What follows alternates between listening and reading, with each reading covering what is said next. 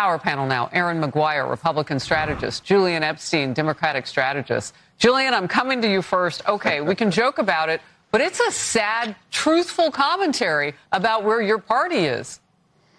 It is. I felt like I was watching a Star Trek convention. No, they're pretty well attended, actually. Well, that's maybe you're right. Maybe you're right about that, Harris. The party leadership has just so little self-awareness as to how cringe the stagecraft has been this year, whether it was Choose Your Fighter or all of these street protests that turn out to be violent, or just all of the social media efforts have all just been a big flop. I think the basic issue here, Harris, is competence. The Democratic Party just doesn't seem to be competent in its ability to do anything other than to call people names or protect a bloated welfare state that the country can no longer afford. And the biggest example of incompetence, I think, within the party is the inability of the party leadership, Chuck Schumer, Hakeem Jeffries, to cabin the progressive left, which is popular only amongst the urban deep blue bubbled elite, but deeply unpopular amongst the rest of the country. And the inability of the Democrats to sort of cabin this very unpopular left-wing movement is just another indicator that the party lacks basic competence in things small and things big. Well, on the Republican side of the aisle, what is your rebuttal?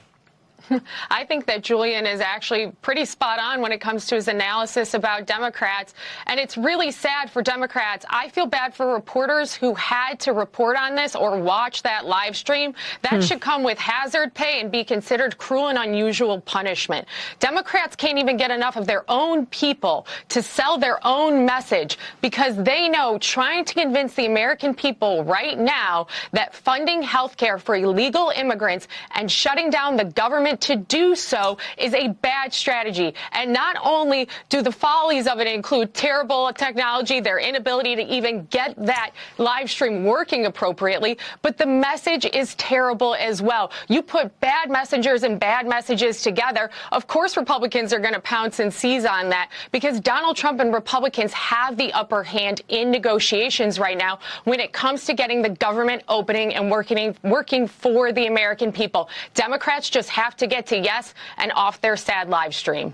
Yeah. And only 5 of them. Yeah, I mean, we've already seen 2 Democrats and 1 independent join Republicans just a couple of days ago, and that is holding vote after vote after vote. They pick up 5 more, and this is over. The technology piece, though, if they make it back to the White House anytime soon, you don't want them anywhere near AI.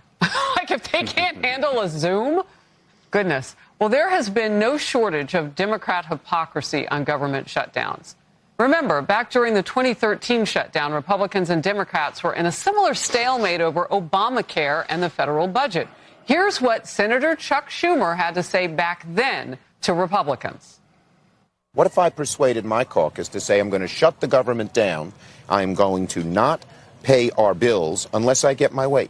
It's a politics of idiocy, of confrontation, of paralysis. Oh, how we forget. Julian. I think it's fair. I think the turnaround is fair play here. I mean, I think it's fair enough for the Democrats to say they want to have a vote on these subsidy issues. Fair enough, and they should be given a vote at some point.